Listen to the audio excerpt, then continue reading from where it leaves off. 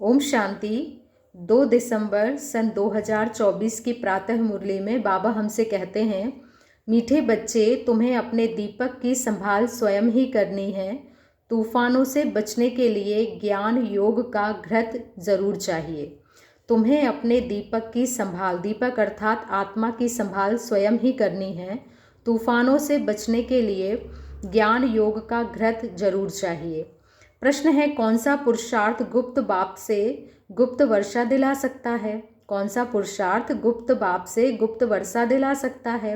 उत्तर है अंतर्मुख, अर्थात चुप रहकर बाप को याद करो तो गुप्त वर्षा मिल जाएगा। याद में रहते शरीर छूटे तो बहुत अच्छा, इसमें कोई तकलीफ नहीं। याद के साथ साथ ज्ञान योग की सर्विस भी करनी है। अगर नहीं कर सकते तो कर्मणा सेवा करो। बहुतों को सुख देंगे तो आशीर्वाद मिलेगी। चलन और बोलचाल भी बहुत सात्विक चाहिए। चलन और बोलचाल भी बहुत सात्विक चाहिए। गीत है, निर्बल से लड़ाई बलवान की। ओम शांति। बाबा ने समझा दिया है, जब ऐसे गीत सुनते हो तो हर एक को अपने ऊपर ही विचार सागर मंथन करना होता है। यह तो बच्चे जानते हैं। मनुष्य मरते हैं तो 12 रोज दीवा अर्थात दीपक जलाते हैं। तुम फिर मरने के लिए तैयार कर रहे हो और अपनी ज्योति पुरुषार्थ कर आपे ही जगा रहे हो, अर्थात आत्मा की शक्ति को बढ़ा रहे हो। पुरुषार्थ भी माला में आने वाले ही करते हैं। प्रजा इस माला में नहीं आती। पुरुषार्थ करना चाहिए हम विजय माला में पहले जाएं। कहाँ माया बिल्ली तूफान लगाकर विकर्म ना बना दे जो दीवा बुझ जाए। अब इसमें ज्ञान और योग दोनों बल चाहिए। योग के साथ ज्ञान भी जरूरी है। हर एक को अपने दीपक की संभाल करनी है। अंत तक पुरुषार्थ चलता ही है। रेस चलती रहती है तो बहुत संभाल करनी है। कहाँ ज्योति कम ना हो जाए, बुझ ना जाए, इसलिए योग और ज्ञान का घृत रोज डालना पड़ता है। योग बल की ताकत नहीं है तो दौड़ नहीं सकते। बाबा कहते हैं, योग बल की ताकत नहीं है तो दौड़ नहीं सकते, पिछाड़ी में रह जाते हैं। स्कूल में सब्जेक्ट होती है, देखते हैं हम इस सब्जेक्ट में तीखे नहीं हैं तो हिसाब में जोर लगाते हैं। यहाँ भी ऐसे है। स्थूल सर्विस की सब्जेक्ट भी बहुत अच्छी है, बहुतों की आशीर्वाद मिलती है। कोई बच्चे ज्ञान की सर्विस करते हैं, दिन प्रतिदिन सर्विस की वृद्धि होती जाती है। एक धनी के 6-8 दुकान भी होते हैं, सभी एक जैसे नहीं चलते। कोई में कम ग्राहकी, कोई में जास्ती होती है।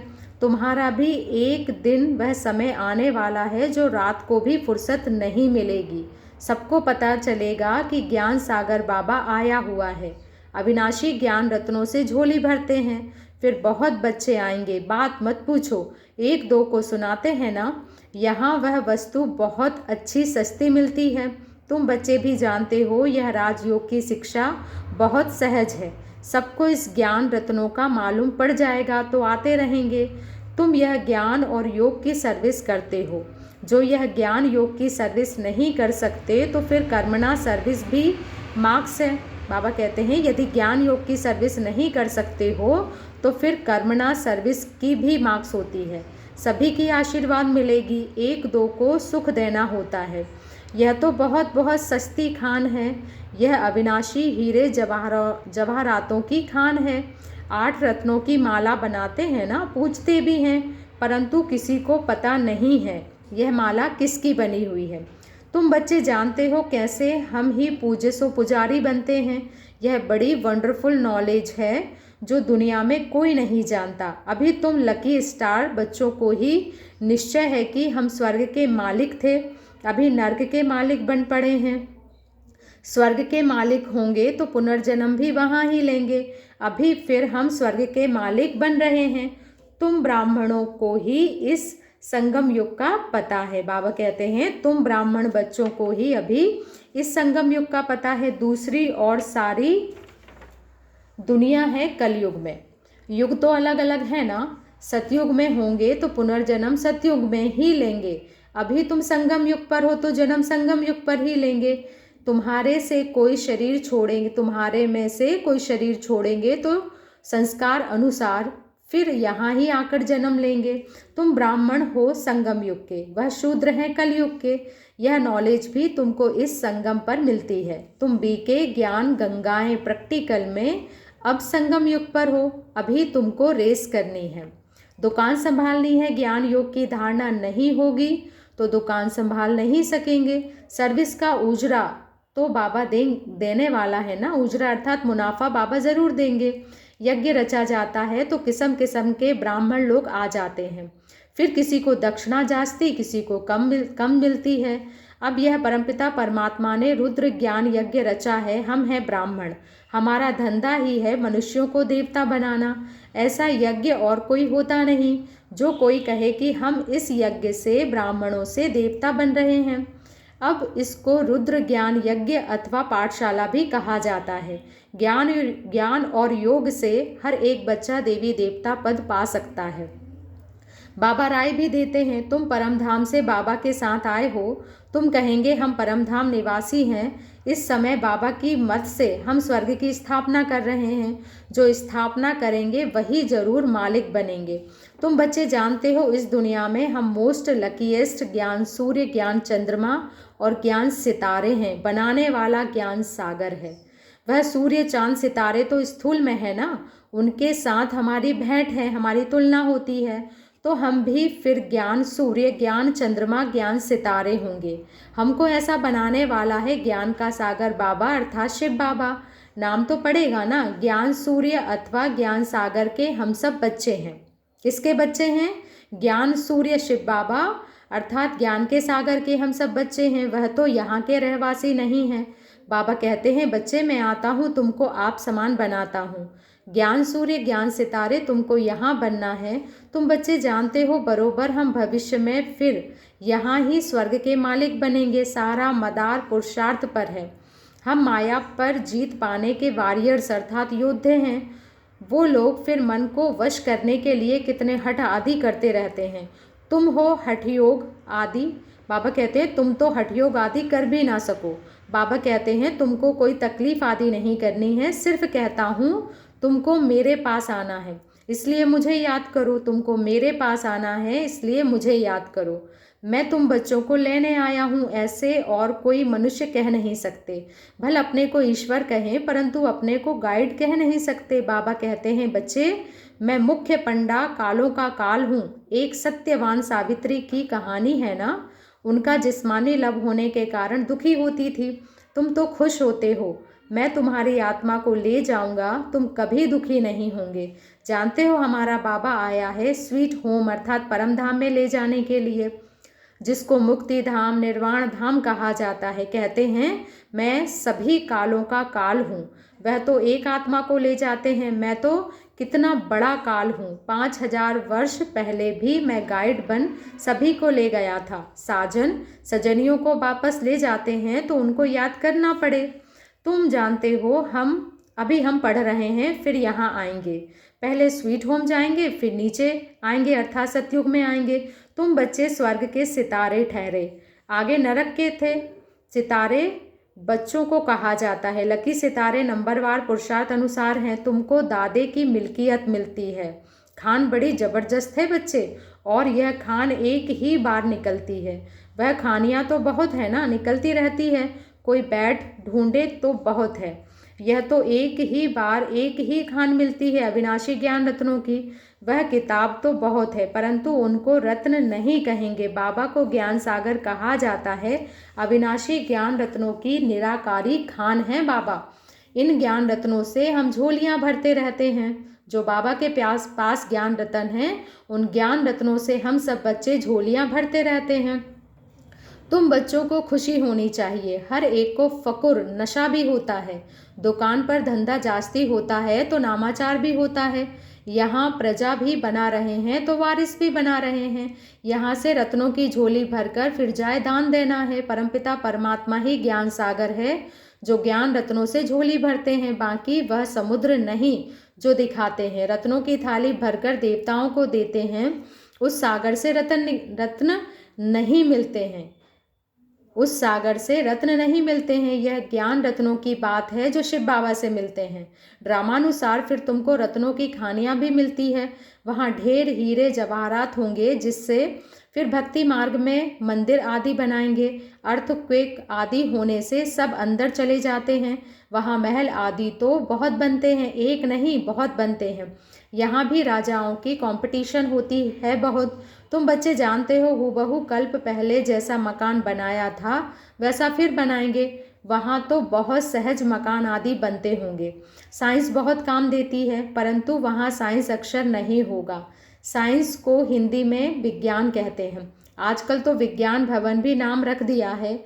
विज्ञान अक्षर ज्ञान के साथ भी लगता है। ज्ञान और योग को विज्ञान कहेंगे। ज्ञान से रतन मिलते हैं, योग से हम एवर हेल्दी बनते हैं। यह ज्ञान और योग की नॉलेज है, जिससे फिर बैकुंठ के बड़े बड़े भवन बनेंगे। हम अभी इस सारी नॉलेज को जानते हैं। तुम बच्चे जानते हो, हम भारत को स्वर्ग बना रहे हैं। तुम्हारा इस देह से कोई ममत्व नहीं है, तुम्हारा इस देह से कोई ममत्व नहीं है। हम आत्मा इस शरीर को छोड़ स्वर्ग में जाकर नया शरीर लेंगे। वहाँ भी समझते हैं एक पुराना शरीर छोड़ नया लेंगे। वहाँ कोई दुख व शोक आदि होता नहीं, दुख दर्द वहाँ होता नहीं। नया शरीर लें तो अच्छा ही है ना। हमको बाबा ऐसा बना रहे हैं जैसे कल्प पहले बने थे। कैसे? श्री लक्ष्मी नारायण जैसे। हम मनुष्य से देवता बन रहे हैं, बरोबर कल्प पहले भी अनेक धर्म थे। गीता में कोई यह नहीं है। गाया जाता है आदि सनातन देवी देवता धर्म की स्थापना ब्रह्मा द्वारा, अनेक धर्मों का विनाश कैसे होता है सो तुम बच्चे समझा सकते हो। अब स्थापना हो रही है। बाबा आए ही तब थे जब देवी देवता धर्म लोप हो गया था। फिर परंपरा कैसे चला होगा? यह बहुत सहज बातें हैं, बाबा कहते हैं समझने की। विनाश किसका हुआ? अनेक धर्मों का। तो अभी अनेक धर्म है ना, इस समय अंत है। सारा ज्ञान बुद्धि में रहना चाहिए। ऐसे तो नहीं, शिव बाबा ही समझाते हैं। क्या यह बाबा कुछ नहीं बतलाते? इनका भी पाठ है। श्रीमद् ब्रह्मा की भी गाई हुई है। श्री कृष्ण के लिए तो श्रीमत कहते नहीं हैं, वहाँ तो सब श्री है। उन्हों को मत की दरकार ही नहीं। यहाँ ब्रह्मा की भी मत मिलती है। वहाँ तो यथा राजा रानी तथा प्रजा सभी की श्रेष्ठ मत है। देखो बच्चे, जरूर किसी ने तो दी होगी ना वहाँ भी मत। देवताएं हैं श्रीमत वाले, श्रीमत से ही स्वर्ग बनता है। आसुरी मत से नर्क बना है। श्रीमत है शिव बाबा की। यह सब बातें सहज समझने की है। शिव बाबा की यह सब दुकान है। बाबा कहते हैं शिव बाबा की यह सब दुकान है। हम बच्चे चलाने वाले हैं उस दुकान को। जो अच्छा दुकान चलाते हैं उनका नाम होता है हूबहू जैसे दुकानदारी में होता है। जो अच्छी दुकान चलाते हैं उनका नाम होता है। परंतु यह व्यापार कोई विरला करे, सब नहीं कर सकते। व्यापार तो सभी को करना है। छोटे बच्चे भी ज्ञान और योग का व्यापार कर सकते हैं। शांति धाम और सुख धाम, बस बुद्धि में उनको याद करना है। वो लोग राम राम कहते हैं, यहाँ चुप होकर याद करना है। दोनों में कंट्रास्ट बता रहे हैं बाबा। बोलना कुछ नहीं होता है, यहाँ पर क्या करना है? चुप होकर बाबा को याद करना होता है। शिवपुरी विष्णुपुरी बहुत सहज बातें हैं। शिवपुरी अर्थात परमधाम, विष्णुपुरी सुखधाम बहुत सहज बातें हैं। स्वीट होम, स्वीट राजधानी याद है, वह देते हैं स्थूल मंत्र। यह है सूक्ष्म मंत्र, अति सूक्ष्म याद है। सिर्फ इस याद करने से हम स्वर्ग के मालिक बन जाते हैं। जपना कुछ भी नहीं है, सिर्फ याद करना है। आवाज़ कुछ नहीं करना पड़ता। गुप्त बाबा से गुप्त वर्षा, चुप रहने से, अंतर्मुख होने से हम पाते हैं। बाबा कहते हैं इसी ही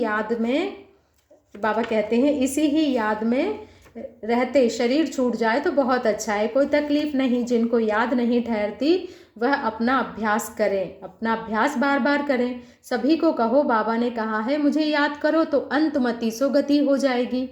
याद से विकर्म विनाश होंगे और मैं स्वर्ग में भेज दूंगा। बुद्धि योग शिव बाबा से लगाना बहुत सहज है। परहेज भी सारी यहाँ ही करनी है। सतो प्रधान बनते हैं तो सभी सात्विक होने चाहिए। चलन सात्विक, बोलना सात्विक, यह है अपने साथ बातें करना, साथी से प्यार से बोलना है। गीत में भी है ना, पियो पियो बोल सदा अनमोल। कैसा बोलो? पियो का नाम बोलते रहो सदा अनमोल। तुम हो रूप बसंत, रूप बसंत हो तुम। आत्मा रूप बनती है, सुंदर बनती है, ज्ञान से श्रृंगार करती है। ज्ञान का सागर बाप है तो ज़रूर आकर ज्ञान ही सुनाएंगे ना। बाबा ज्ञान का सागर है तो आकर क्या करेगा, ज्ञान ही सुनाएंगे ना। कहते हैं मैं एक ही बार आकर शरीर धारण करता हूँ, यह कम जादूगरी नहीं है। बाबा भी रूप बसंत है परंतु निराकार तो बोल नहीं सकता, इसलिए शरीर लिया है, परंतु वह पुनर्जन्म में नहीं आता। आत्माएं तो पुनर्जन्म में आती हैं। तुम बच्चे बाबा के ऊपर बलिहार जाते हो तो बाबा कहते हैं बच्चे फिर ममत्व नहीं रखना। एक बार बाबा पर बलिहार गए फिर ममत्व दुनिया से नहीं रखना है। अपना सब कुछ, बाबा कहते हैं अपना कुछ नहीं समझना है, सब किसका है, बाबा का। ममत्व मिटाने के लिए ही बाबा युक्ति रचते हैं। कदम कदम पर बाप से पूछना पड़ता है। माया ऐसी है जो चमाट मारती है, थप्पड़ लगा देती है, पूरी बॉक्सिंग है। बहुत तो चोट खाकर फिर खड़े हो जाते हैं, लिखते भी हैं बाबा माया ने थप्पड़ लगा दिया, काला मुंह कर दिया, जैसे कि 4 मंजिल से गिरा, क्रोध किया तो 3rd फ्लोर से गिरा। बाबा कहते हैं यह बहुत समझने की बातें हैं बच्चे। अब देखो बच्चे टेप के लिए भी मांग करते हैं, बाबा टेप भेज दो, रिकॉर्ड करके मुरली भेज दो, हम एक्यूरेट मुरली सुने। यह भी प्रबंध हो रहा है। उस समय की बात है जब टैप चलते थे, बहुत सुनेंगे तो बहुतों के कपाट खुलेंगे। अभी तो देखो कितनी फैसिलिटीज़ हो गई है, बहुतों का कल्याण होगा। मनुष्य कॉलेज खोलते हैं तो उनको दूसरे जन्म में विद्या जास्ती मिलती है। बाबा भी कहते हैं टैप मशीन खरीद करो तो बहुतों का कल्याण हो जाएगा। अच्छा, मीठे मीठे सिक्किल दे बच्चों प्रति माता पिता बाप दादा का याद प्यार और गुड मॉर्निंग। रूहानी बाप की रूहानी बच्चों को नमस्ते और हम रूहानी बच्चों की रूहानी माता पिता बाप दादा को याद प्यार गुड मॉर्निंग और नमस्ते। शुक्रिया बाबा, शुक्रिया। धारणा के लिए मुख्य सार में बाबा कहते हैं सतो प्रधान बनने के लिए बहुत बहुत परहेज से चलना है। सतो प्रधान बनने के लिए बहुत बहुत परहेज से चलना है। अपना खान पान बोलचाल सब सात्विक रखना है। बाप समान रूप बसंत बनना है। अगला पॉइंट है अविनाशी ज्ञान रत्नों की निराकारी खान से अपनी झोली भरकर अपार खुशी में रहना है और दूसरों को भी इन रत्नों का दान देना है। आज का वरदान है नष्टो मोहाबन दुख अशांति के नाम निशान को समाप्त करने वाले स्मृति स्वरूप भव। नष्टो मोहाबन दुख अशांति के नाम निशान को समाप्त करने वाले स्मृति स्वरूप भव। जो सदा एक की स्मृति में रहते हैं उनकी स्थिति एक रस हो जाती है। जो सदा एक की स्मृति में रहते हैं उनकी स्थिति एक रस हो जाती है। एक रस स्थिति का अर्थ है एक द्वारा सर्व संबंध, सर्व प्राप्तियों के रस का अनुभव करना। जो बाप को सर्व संबंध से अपना बनाकर स्मृति स्वरूप रहते हैं वह सदा ही सहज ही नष्टो मोहा बन जाते हैं। जो नष्टो मोहा है उन्हें कभी कमाने में, धन संभालने में, किसी के बीमार होने में दुख की लहर नहीं आ सकती। जो नष्टो मोहा है उनको नष्टो मोहा अर्थात दुख अशांति का नाम निशान ना हो, सदा बेफिक्र। स्लोगन है क्षमाशील वह है जो रहमदिल बन सर्व को दुआएं देते हैं। क्या कहा बाबा ने? क्षमाशील वह है जो रहमदिल बनकर सर्व को दुआएं देते हैं। अच्छा, ओम शांति। शुक्रिया बाबा, शुक्रिया।